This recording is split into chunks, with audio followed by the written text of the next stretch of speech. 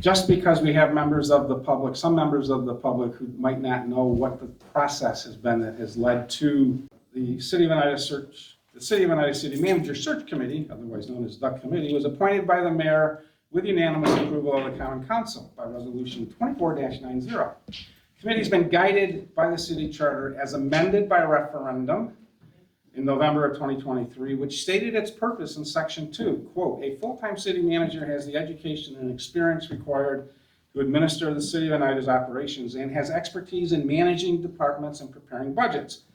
A professional manager who understands how to motivate and evaluate staff will make the City of Oneida more responsive to citizens and better enable the city to hire and maintain qualified individuals." The charter amendment specified that the city manager shall be appointed solely on the basis of executive and administrative qualifications for the duties of the office. Prior to the appointment, the city manager shall be qualified by at least 5 years management experience and have a bachelor's degree in public and/or public administration or a substantially similar field. Committee has also been guided by Resolution 24-90 of the Common Council, which set out a procedure for its work, restated the charter requirements for the position, and stated and added that experience in the following is desirable. Desirable differentiated from required or mandated. That's the lawyer. I'm sorry, you can take me out of the office, but you can't take the lawyer out. 5 years of employment experience in a municipality located in New York State with progressive increases in level of responsibility and budgets. Possession of a Master's of Public Administration or Master's of Business Management from an accredited institution of higher learning. Experience in managing municipal employees subject to the New York State Civil Service Law and public employee collective bargaining, including but not limited to negotiation and implementing contracts with public employee unions, public employee discipline, hiring in compliance with civil service requirements, and decisions rendered by the Public Employment Relations Board. The committee reviewed 20 applications and invited 8 applicants for preliminary interviews. 5 applicants were selected for a final round of in-person opportunities to meet with the Common Council, city department heads, and the public. Upon completion of this final round, the committee will submit its recommendations to the Common Council, which has the responsibility of appointing the city manager. Joseph Pierce, one of the 5 scheduled for tomorrow, Thursday, September 5, has withdrawn his application as a result of accepting an offer of employment. So the sessions scheduled for tomorrow are canceled. Mr. Pierce emailed the committee to inform us of that late this morning. So, for the public sessions, please turn off or mute cell phones. Submit questions on available cards with your name, please. Mr. Holfart, Yes, can you hand out cards to anybody? I can do that. I didn't check those pens. I hope they work. Please submit one question at a time. Please, if you have a second question, hold your second question until everybody who wants to ask a question has had the chance for a first or second question. We're asking that you write down your questions. Mr. Coulthard will bring them up to me. I'm going to screen the questions, frankly. And any argumentative kind of thing should be addressed to the chair. That's me, not Mr. Lovell. So anyhow, tonight is the committee's pleasure to present Kyle Lovell for your consideration. Thank you, Peter. I appreciate it. Thanks, folks, for coming out.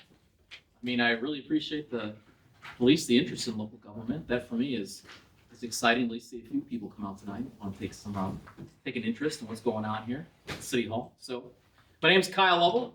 I spent 20 years in the U.S. Air Force, active duty. I retired as a senior non-commissioned officer, a master sergeant. I spent the majority of my career working aviation operations and maintenance.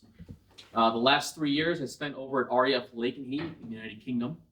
I was working in NATO over there. We did a lot of international relations work, stand-up work with our Royal Air Force counterparts with the F-35 program, as well as help with a lot of deployments with some of the folks with Norway and Sweden moving into the alliance with NATO. So all that said, I retired overseas there. And when I got finished, I thought to myself, well, now it's time to get a real job instead of the military. And it was municipal management for me. So passion for public service, this is kind of a very natural segue for me. So after I retired, I took a job over in Seneca County as Chief Administrative Officer.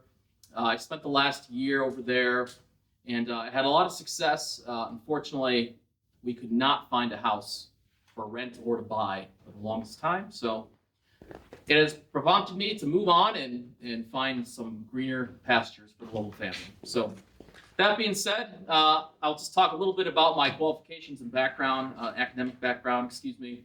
I do hold 2 associate's degrees. One is in aviation maintenance and operations. The other is in business studies. I have an undergraduate bachelor's of science in business management. I hold a dual master's from Liberty University's Helms School of Government, Public Policy, and Political Science. In my public policy degree, I specialized in economics.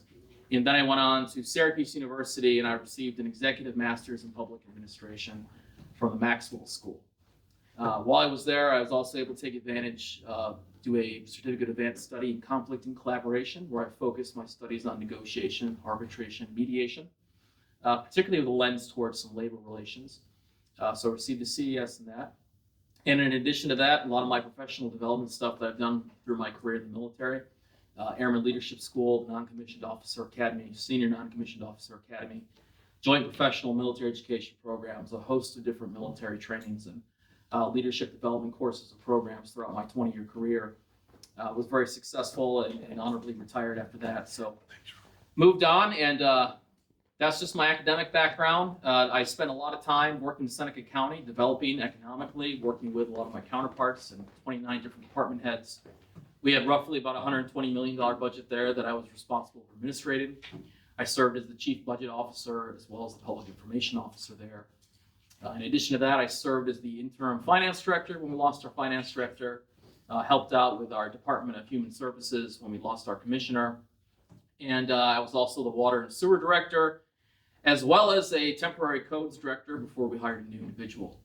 We also have a new water and sewer guy over there now, but I wore a lot of hats in Seneca County, so it exposed me to a lot of different kind of facets of the job. Certainly had a lot of different interactions with our 3 different unions, CSCA, SCSEA, and the PBA as well. Had a lot of great collaboration and communication events with our folks in the departments. And we had a lot of really great successes there for the last year. So I'm just looking to move into a place that we can finally put down roots. You know, I'm looking for a place that we can call home, I'm looking for a place that we can raise our kids. My wife of 11 years. We've been together most of my military career. We have 3 beautiful children. And quite frankly, after 20 years in the military and now a year in Seneca in a double wide behind a funeral home, we're looking to put down roots. We want to find a place, we want to buy a house, and the housing market up here is much better than Seneca County. And we're excited to find a great opportunity like this that I'm passionate about, and a job that I'm passionate about, in an area of the country that I'm passionate about. It's kind of the perfect mix for me. So threw my hat in the ring. I saw a city manager and Oneida next to each other, and I thought, well, what the heck? You know, let's see if it works out. So that's what brings me here tonight, and with you fine people. So without much further ado, let's get to the Q&A and see if you folks have any questions or anything you want to talk about. Or yeah. I got one over here too, Peter. Anybody else ready? Okay, this doesn't have a name on it. Oh, you It is want mine. Okay. Try to sneak it in. Okay, first question from Greg Myers. What experience do you have with DRI or BAF grants? So I have a lot of experience in grant administration. Congressionally delegated spending grants are where I spent most of my time in Seneca. In addition to that, I had a lot of time with the WIA grant program under the VIL. So specifically, I don't recognize the 2 you're talking about, but working in the grant administration world with New York State, I've had a lot of success. To date, I secured roughly about $8 million for grants for Seneca County. So without specifically getting into what those 2 programs are, I am more than confident once I read them. And like anything else, a grant submittal is a grant submittal. It's all about understanding what you're trying to do, what you're trying to accomplish, the character of what you're trying to accomplish, and the best way to sell it, right? Because you essentially become a salesman. You're trying to ask or tell somebody, you should give us money because this is the best bang for your buck and it's the best thing that's going to happen to you if you do. So you become a salesman, and in a lot of ways, I kind of thought to myself, well, maybe kind of a used car salesman, right? You want to get that fast and furious with them, but you want them to understand that there is a lot of invested into these projects, and that understanding the grant submission process is a submission process that says, we need this because it's going to help us in a way. So a lot of grant administration, those two specifically, they don't come to mind. Greg, I didn't, You put me on the spot. I'm putting you on the spot. So would you tell us? Sure. It's a good question. What are The these two city of grants? Oneida was awarded the $10 million downtown revitalization grant. Okay. And part of that, $600,000 went to businesses for a fund. Right now, the city has no one to administer that. We have no planning director, we have no city manager, we have no comptroller, and so it's kind of out there. Okay. And so part of the, that grant is having somebody to administer that. There's nobody on the city side presently to administer that, so it's just kind of sitting there. And sooner or later, the state, the feds, whoever, is gonna say enough is enough, and you're going to lose that $10 million. That's a huge business incentive for downtown. It's for revitalizing the hotel, it's for housing, it's for other businesses to come into play. And so, and again, part of that is what you've administered for grants, and you're right, it's out there, but someone needs to administer it. Somebody needs to take the bull by the horn and say, whether it be the council or whether it be the city manager or whoever, saying, we need to get going on this. Sure. It's been there for quite some time now. And I hate to see the city lose it because we don't have the people or proper people in place to administer it. Yeah, absolutely. So that 600,000 you're talking about, was there a resolution attached to that? What it talked about specifically what those funds were for? Is there a? Well, again, out of that 10 million, 600 was set aside for business assistance. Okay. I received a part of that. Okay, that's how I got to this point. Sure. Okay, and again, my building was supposed to go out for bid submittals, then in July, didn't happen, because it's just out there. Yeah. And so when I talked to the people from, they said, the city needs to get their act together, quite frankly. Sure. And so that's why I asked that, because that's something that's gonna be confronting whoever the city manager is, whether you or someone else, as soon as they come on, we need to get going. Yeah, absolutely. But, it really speaks to the whole economic development of Oneida itself. I mean, what does the character of that city look like? What are the priorities of the council? What are the priorities of the people? What are we going to do? And when we talk about grant administration, one of the most important facets of it is not to take your foot off that gas, because you're right. A lot of those grant funds, and I've seen this firsthand, they'll come your way, and that money will sit in a line item. Yeah. My veterans office was a great example. Well, And if nothing gets done with that, Okay, we got other questions. Yep. And it was my fault. I talked to Greg. Karen Manzer has a very interesting question. First, she thanks Mr. Lovell for his interest in our awesome city, and she thanks him for his service. Her question is, I don't like surprises. So tell us now something that might go wrong so that we are not surprised. And she credits this to Simon Sinek. cynic, yeah. Okay. Leaders I'm not eat last. familiar with Simon. Oh, yeah. Okay. Yep. Go ahead. So tell you a surprise or not a surprise? Something that's surprise. Well, without looking at the budget, I can't tell you. A lot of the surprises. That's really where a lot of the surprises come from. Is once you start looking at that budget and figuring out what's going where. Really, when it comes to city operations, I think one of the biggest surprises we had recently was weather. Right? I think we all saw that. And how prepared were we? What was our response to that? So, not to take it to a negative connotation, but that's one thing that I would look at. Right? Certainly is What was our level of preparedness? What was the response? Was there anything that we could have done better? Or did it go to plan and everything was streamlined and smooth? Other surprises, certainly, in the financial realm. Again, without looking at the budget, it's hard to tell you exactly what it's going to be. But if I had to peer into my crystal ball is telling me, look at the budget. That's what it's saying. So my little magic 8 ball, when I roll it over, it just says, look at the budget right now. So, not a ton of surprises. I'm kind of, what you see is what you get. I'm an open book. I'm very candid. I believe in plain speaking.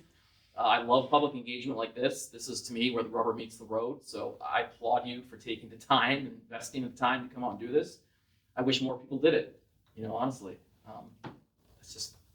It is what it is, right? So, but the folks that do show up and do take an active role for that, you're to be applauded. You're to be applauded for that as well. So I will say that if a surprise comes up, Karen, and something happens, I promise you I will tackle that bull by the horns first. I'll take the truck first before it hits you. I promise that much. That's kind of what a city manager does. Okay, Ralph Kohler has a question or a request for information. Tell us about your experience in negotiating union contracts and dealing with unions. Yeah, so we have 3 unions in Seneca: CSEA, SCSEA, PBA. I love my unions. I had a lot of success with my unions. The simple fact that too often, when it comes to negotiations, labor relations in general, this is a general statement, there is an us and them mentality, right?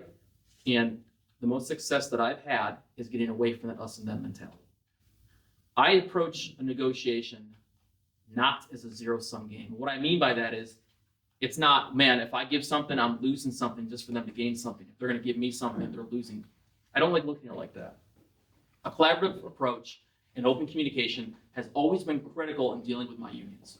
My union presidents, I had a woman, her name was Carol Sosnowski. She was fantastic. She's retired now, and I wish she didn't. She was retired. CSEA president over there. And she worked tirelessly with that union. And I can't tell you, I told Carol, if you have an issue, you have a concern, you have a problem, please take it to me directly. Let me know. Don't let it stew. Don't let it fester. Come to me and talk to me. And she did. And I can tell you, she's in my office almost every other day. And we got to that point where I was kind of fostering that work with her, where she got so comfortable, she'd walk by in the morning just to say hi. I say, hey, Carol, how you doing? But what I found in my experience, and at least in my leadership experience, is when people stop bringing you problems, that doesn't mean the problems went away. That means they're not talking to you. That means I have a problem. What did I do wrong is the question then. So fostering that atmosphere where they are comfortable enough to approach you and talk to you, that is a very basic and fundamental building block to good union relations. Now, when it comes specifically to negotiation, I was involved with negotiation for PBA, SCSEA, not our CSEA, that was the year before me, but the other 2 I did, and we worked with those folks as well. And again, a key critical component is budgeting. Figuring out the financial portion of that is probably 80% of the dragon you're going to tackle when it comes to those negotiations. So if you can do it early, and if you can have that communication open, and if you can have those honest discussions, those professional discussions to figure out what they need and how to get it, if we can get to there, if we can get to yes, right? That's the win for me. So it's never about, I'm only going to talk to them when I have a negotiation coming up. Okay, I'm going to put it in my calendar and I'm going to talk to them. It's daily collaborative effort. It's engaging with them. It's talking to them. It's figuring out what they need, because I don't like surprises. And if my union, we go into negotiation and I talk to them once a year and they show up with 30 things saying, I got 30 problems. Well, I'm surprised. I'm shocked. Well, now I have a big hill I got to climb. Throughout the year, if I'm engaging with them and I take those one at a time, it's a lot easier than it is just to wait to a negotiation. So the answer is yes, experience in negotiation, yes, experience with unions, and it is a constant relationship you have to continually foster. Otherwise, it just doesn't work. Rob Kohler has a 2-part question, which would be his second well, 2A and 2B questions. But nobody else has sent anything up, so please don't hesitate. Anyhow, what do you expect your contract term to be? What are your salary expectations? Boy, tough one. You know, the contract term, I did see in the city, the charter says indefinite. Without going down a wormhole with that one, I think 4 years is a pretty solid term that gets you through an election cycle. And with the changeover in politics, it provides enough stability and a measure of stability that you can strategically plan out whether it's budgeting or infrastructure development through that 4-year cycle. But I think it also affords you enough time to get the feedback through that 4-year process from your elected folks, from the community, to see how I'm doing. Do I need to adjust? Where are we going? I think really at the end of the day, because it is a new position and it's kind of a first of its kind with Oneida, there's going to be some growing pains. There's going to be a little bit of thrash. We're going to have to figure out where those priorities are. And that's okay. At the end of the day, it is what it is. That's how the sausage is made, right? When it comes to salary expectations,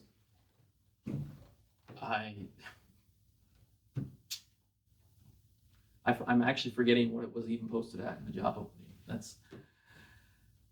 I'm going to say whatever the range was posted is acceptable.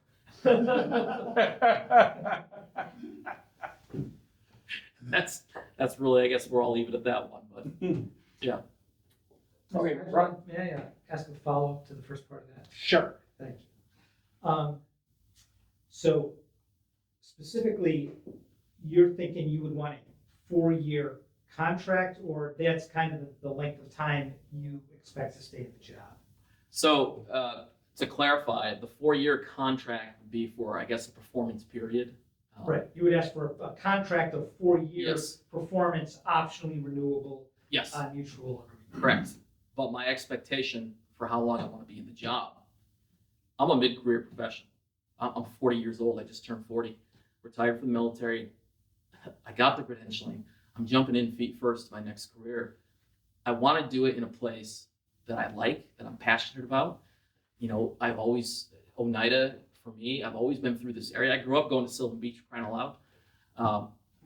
It's not just the job for me. It's a passion for me. So when I think about where I want to go and what I want to do, my biggest thing and my biggest consideration is where can I put down roots? Because I would love to be in a position like this for 20, 25, 30 years. I would love to retire from this, like actual retire, not military retire, like 60 years, 65 years old retire. I think that would be ideal for me. I want to provide continuity to the city, no matter what the shifting political winds are. Interpret that long-term strategic goal and that vision, and provide a level of calm that might sometimes be a little rocky. That's the way I envision a city manager. Mr. Kohler has another 2-part question, which I wish I had asked earlier, like however many weeks ago that we did the preliminary. I'm going to push it together. How many people have you hired and fired? Well, a bunch. At the director level, several hires at that executive director level. As far as terminations, 2 in the public sector world.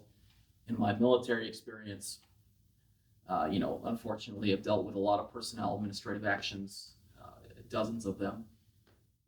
For anything from performance failure to impropriety to whatever else may come down the pipeline. But handling personnel issues is always approached the same way. And that approach is always what happened, listen first, and make that decision later, right? So I hate knee-jerk decisions. The rumor mill for me, I don't like the rumor mill. If you ever have to say or come to me and somebody says, well, I heard from somebody else, that to me right there is a red flag. So I always like to go to the horse's mouth and get what happened from the person themselves. So, but all that being said, hiring and firing, personnel administrative action, they're difficult. Hiring's difficult. Interviewing is difficult. Bringing people in is difficult. Understanding are they a good fit for the culture? That's difficult. Understanding maybe they look good on paper, maybe they're bad in practice. That's happened several times to me. It's always a tough thing to do. When it comes to terminations, that's even more difficult. Now, the nature of the termination, obviously, it goes kind of different ways and how it can be characterized, but certainly I've had several very contentious terminations where you have officers of law involved escorting people out, and that's just what it is. I'm a big guy. I played football in the Air Force. Doesn't bother me. If somebody's doing the wrong thing, I hate that. Of course, I don't want them on my team anymore. So I'm comfortable with that. But to get to that point, to make that decision, I need to have a lot of input. I need to have a lot of data.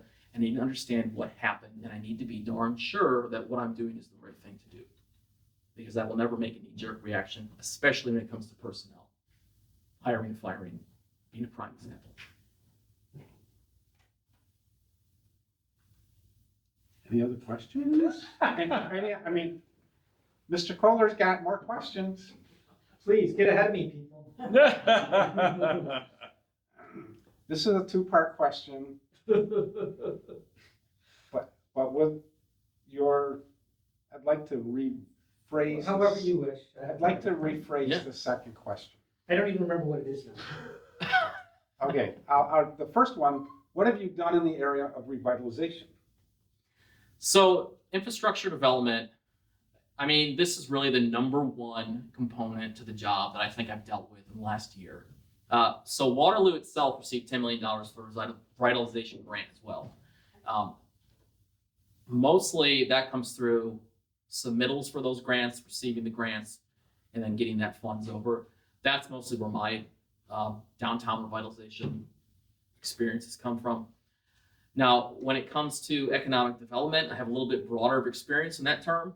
Water infrastructure improvement, we had something called Seneca Grows, where we had $500,000 secured aside out of our ARPA funding for small business growth in Seneca County. So I was heavily involved with that. Several other facets, economic development include the projects down in Lodi.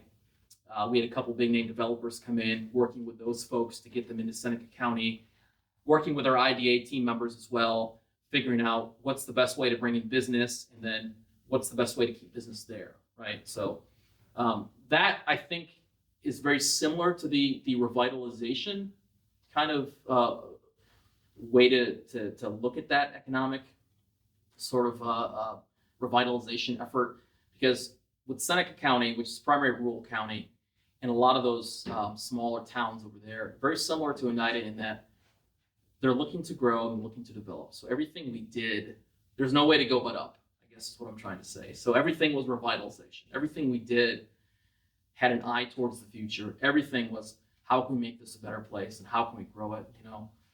We had a lot of different downtown eyesores we had to take care of. Our land grant administration team, land bank folks, they were really awesome as well. Worked with them at length to kind of combat a lot of the blight that was going on in a lot of these towns. So my experience really has been from the ground up. Everything I was doing, I would consider revitalization because, rural communities like that in small towns with no major industry in the county, they needed help. They needed a lot of help. Okay, the second part of your question, Ralph, was you have indicated some familiarity with Oneida. What would be your vision for promoting Oneida specifically? Would you consider amending that to asking, However you want. would you consider amending it? What would be your process for participating in the development of vision for promoting Oneida? So, Chamber of Commerce, Oneida. Are those folks pretty active with? No? So, okay, there's where I'd start, right there. Yeah. As a member of the chamber, whoever said, is probably in the right ballpark. Well, that's where I'd start. Economic development, tourism, they're linked hand in hand. When we talk about the character of the city, the character of Oneida, to me, the central New York region this is the hub. This is the gateway to the Adirondacks. This is between Syracuse and Utica. This is prime real estate as far as I'm concerned. This should be a hotbed of activity, of development and growth. And some of the major employers that are moving into the region, I mean, Micron is probably the biggest example, right? But you're going to have an influx when they start building here of workforce housing. You're going to need workforce housing. How are we posturing ourselves for that potential influx? That's a big thing right now. So, yes. Are you saying specifically you think that the Micron action is going to impact Oneida in a significant way? 100%. The tech corridor, we are in the tech corridor. Governor Hochul, Albany, I mean, President Biden even talked about it, actually. Albany to Syracuse to Buffalo, the tech corridor, they want to call it. Now, is it a pipe dream? I don't know. Is this something that's actually going to come to fruition? I hope so. They're actually pouring concrete in Idaho right now, which is the sister facility for Syracuse. But the amount of dollars they're talking about, at that level, it's hard to just call it quits and scale back without a lot of guff going on, right? So you would hear something first, at least a rumor mill or trickles. So I'm a firm believer that that is going to go through eventually in some capacity. But that said, there is a way to reap a benefit here on that. There is a way. It just has to be done, and you got to market it the right way for the city itself to see any sort of potential economic windfall from our neighbors to the west. You're going to have to start aligning some of those strategic goals and values to look at workforce housing, to look at availability. What are we doing to accommodate the influx of travelers, folks who are going to be coming here for everything from conferences to training seminars. It's going to be a massive facility, and Syracuse, yeah, it's a nice big city, but it's not all encompassing. The area surrounding that, folks want to live and work and play. That's going to be huge here. I mean, the entire area from the Finger Lakes all the way up here to central New York, that is going to be a massive consideration. And I think we're going to be doing ourselves a disservice if we're not at least starting to think about how we're going to develop or at least catch some of that economic windfall that could come our way.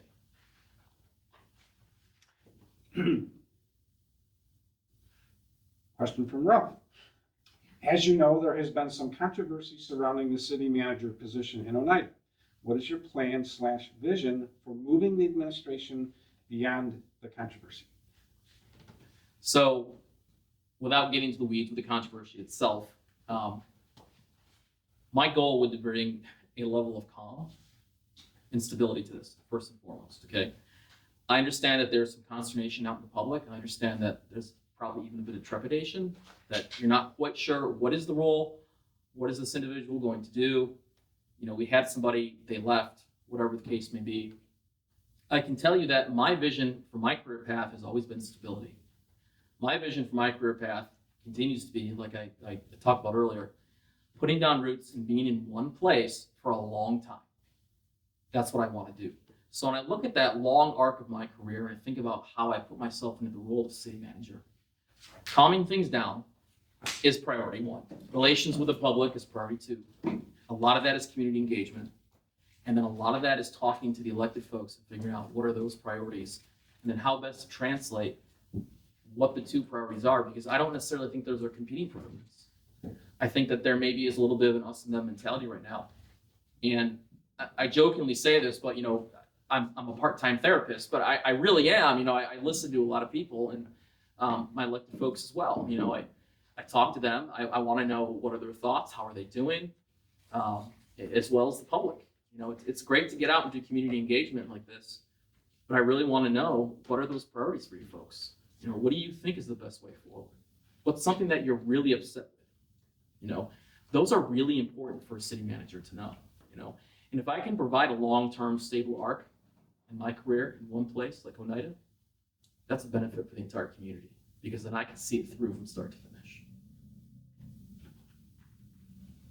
Okay. Mr. Kohler again. Do you think that attracting new business to the area, do you think attracting new business to the area is important? Of course you do. How would you go about attracting new business/employment? So economic development, again, working with, I'm not sure, does Oneida have, or does Madison County have an IDA? Yes. So they have an IDA. So IDA is really your one-stop, that's your one-stop shop for beginning to talk about economic development of any kind in the area. They have the connections they've already made to economic developers, potential for economic developers. In my career at Seneca County, I know quite a number of economic developers actually, working with throughout the country. So I already kind of bring a level of connection and networking with me wherever I go, simply because just by virtue of doing the job in Seneca County, you meet all of these developers because, to be honest, it's kind of a small pool and we all kind of do the same projects around the state. But that's not a bad thing because I can reach out to these folks and they're the ones that would be helping us attract business here. So engaging with the IDA, talking with the chamber folks, and then communicating what the vision for that business growth looks like for the city of Oneida, that I think is just as important as talking about the growth itself. Because we want to grow, but we want to grow the right way. The character and nature of the city, what is that? How do we define that right now? I kind of use the example. I have folks in the agricultural industry that they're always looking for land space for their pig farms. Pig farms stink. They take up a lot of space. They're a big operation, but they're a necessary operation. But some of these companies, they pay big bucks to develop for these farms. They're always looking for space. I mean, the city of Oneida wants to drop 10,000 hogs in downtown. I mean, I could probably make that happen next week. I'm telling you. But, How about chickens? yeah, I haven't seen any of We them. got that covered. Yeah. So, but I really just haven't, it's not, so the character and the nature of how you want Oneida to be. What do you want to be known for? How do you want to look? How do we want to present ourselves to the outside? That goes hand in hand with how we develop and grow business. What type of businesses do we want to attract? So engaging with your IDA, engaging with your chamber, talking to these developers throughout the state, and the networking that you do just by virtue of talking to these developers, that's where you find out, well, hey, I heard from a guy who knows that he's looking for a 2-story building he can put in a new law office. They're growing. Great, I got real estate I can sell you. Those are the connections you need to have in that city manager, county administrator world, because those conversations are going to go on 24 hours a day, 7 days a week. And if you're not involved with them or catching up with them, stuff's happening all the time that the public, generally speaking, doesn't really know about. And there's decisions that get made with these economic development groups. A lot of places will miss out on an opportunity simply because they don't have a seat at the table. So what I'd like to do is bring the city of Oneida a seat at the table so I can have those discussions. How do you see, guess who wrote this one? Yes. Yeah. How do you see Oneida interacting with the Oneida Indian Nation to promote the city and increase growth in Oneida? How do I see them interacting with the nation? Well, I can tell you right now, That's the question. the relationship I tell you, is a heck of a lot better than what's going on in Seneca. I can tell you that right now. But that being said, it's always important to foster good relations with indigenous communities. Your Native American tribes are your partners. The most successful counties, cities, municipalities in this country are ones that work with their Native American populations, period. If it becomes contentious, if it becomes a problem, if there's a pinch point somewhere, we have to jump on it immediately. It is a proactive approach that I would take because I consider that the same way I would consider any of my international relations work with any of the partner nations. They're a valued partner you need to listen to, you need to be understood. And in my experience, they don't just bring you BS to throw at you. They bring you a problem because it's a problem for them. So you try to figure it out. So the relationship between the city of Oneida and the Oneida is very important to me because I want to continue to foster a positive working relationship because we have to work with them. We have to. I've seen what happens when we don't, and it's bad. It's bad. The first time in 40 years we had a sit-down talk in Seneca County with the Cayuga Indian Nation was when I came on board. They hadn't sat down in 40 years. You know what they've been doing? Suing each other. They're just suing each other. Around and around and around they go. Nothing got done. They've wasted millions of dollars. Nothing happened. I mean, on both sides of the aisle, it was a difficult sell. And it still is, and it's going to take a long time to foster a level of trust and collaboration there before they're really ready to sit down and move forward. But I think and I believe that they're at that point, and they're there, I believe, because I worked really hard to get them there. Understanding what those challenges are, understanding that you are dealing with an intergovernmental relations issue, you're understanding that you have to talk to these people, you have to work with them. You can't see them as an us and them approach. It's a holistic approach, because as they benefit, we benefit. And as we benefit, they should be benefiting, period. Okay, half the students in Oneida have free or reduced lunch eligibility. What might you do to address their needs? Continue with the program, certainly, first and foremost. Now, that's a state program. Is any of that money passed through to the city at all? No, my point was simply that you have a relatively poor population in Oneida. Sure. Rural, the city doesn't administer in any aspect that. It's just it's a metric to show what I see. the income distribution in Oneida is. How would I address childhood poverty? The needs of renters and Sure. people who are otherwise not well represented. Well, I'll tell you, as a renter living in the circumstances I lived in last year, very prevalent for me, and I understand. I think that poverty affects every locality, every municipality, in every corner of the country. Nobody can escape from it. And when I look specifically at Oneida, you said it's half, more than half, so it's Just about half. just about half. So 47, 48. So demographically speaking, that's high, right? That's pretty high. That's a pretty high poverty, at least an indicator, good indicator of poverty levels. So economic development activity, again, first and foremost, how can you attract business to the area?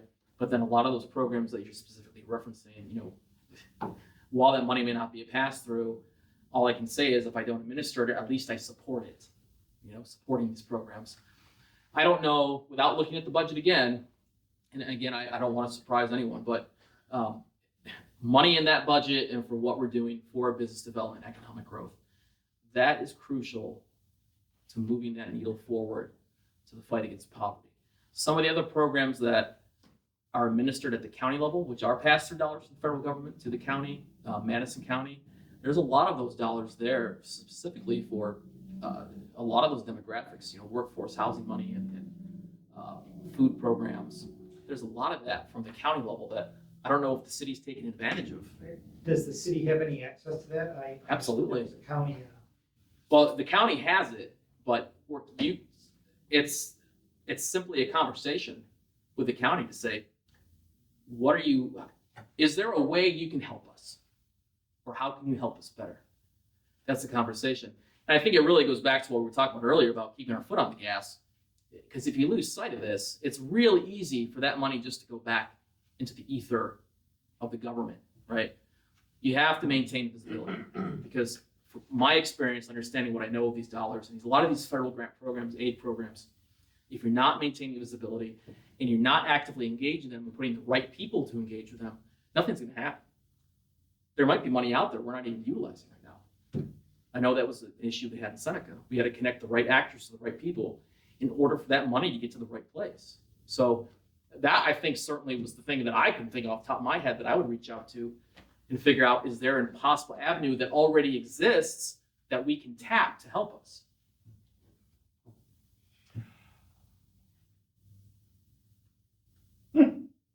What might be one final thing from Mr. Kohler? Quote, "Thank you for the time you've taken here. Good luck." Thank you. Thank you. Really, Appreciate it. Thank you very much. Ralph and I kind of dominated the Q&A session. Is there anything is there anything in the back of your mind saying, boy, I'd like to know, I don't want to find out in 6 months. Yeah. Anything. Keep your hand up. Well, the other part of that too is part the rest of this process is taking the committee, which we're part of, taking all the comments from the common councilors, from ourselves, from the references, from the candidates, and the public. So I would encourage you all to use the email address What is it? Peter, I should know. The Oneida City Manager Search Committee. It's Yeah. too long. Posted it on there. It's Oneida City Manager Search Committee. Yes. Yeah. I'm glad you came. At oneidacity.com. Yes. Yes. City and my. Yeah, thank you. I would encourage you all just to please give us your comments so we can incorporate those in our recommendations to the common council when we're all set and done and we have to read it down to the top three. There will be 3 more sessions. Candidates. So, I mean, and I assume every one of you knows at least one of the committee members. If you don't remember, if you didn't memorize the email, Right. track us down by phone. Yep.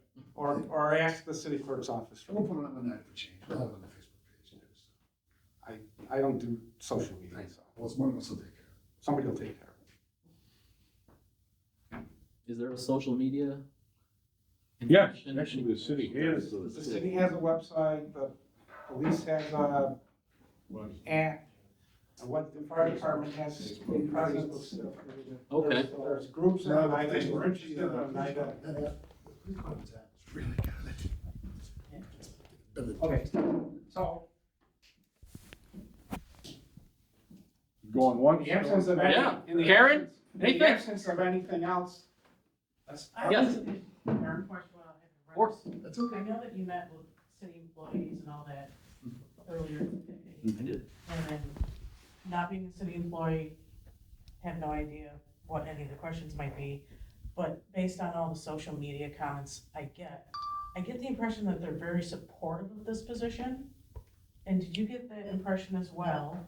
And was there like one overriding concern that you took away from all the employees? The overriding concern I would take away, I think everybody, stability. There's contention right now. There were a couple questions about vacancies and absences. Right. How do we get people here? How do we keep people here? Got it, loud and clear. You know, I got it. Fortunately, the big thing that I always like to tell folks all the time is I love coaching. You know, I love coaching, and I bring that to my organizations as well. And the biggest thing that I can preach to anybody in an organization is culture. Culture first. Culture attracts talent. Culture keeps talent. It's not dollars. It's not. You know, as these demographics change, we're moving from millennials now to Gen Z. Eventually, it's going to be Gen Alpha in a few years, believe it or not. And then you still may have some baby boomers in the workforce at that point. You're going to have something very unusual. You're going to have 5 generations of folks kind of working through together. It's going to be a challenge for sure, but understanding how you can attract the right talent in the position is crucial to understanding how you can keep them in those positions. Positivity, and I don't think I said this enough to the city council, but humor. I love humor. You know, I'm not inappropriate, right? I like humor, right? I like people that come in and tell me the joke of the day. I love dad jokes, right? I love them. What do you call a 3-humped camel? Pregnant.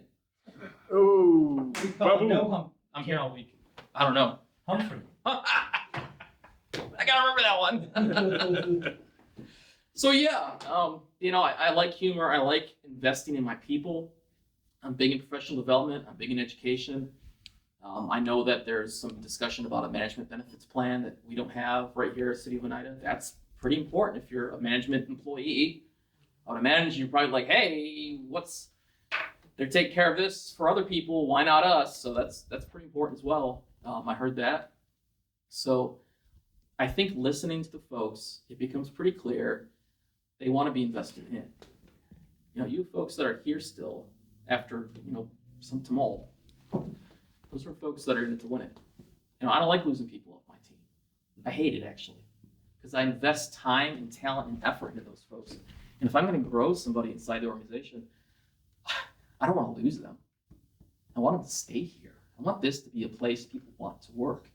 If I can change the culture enough to where people want to come to this place, it's going to change everything. I mean everything. The character of the city itself will change. I promise it will. It will. That's what I hope to bring. Positivity, forward progress to the city manager position. Thank you, Mr. Lovell. Thank you. Yeah. Thank you very much. Thank you.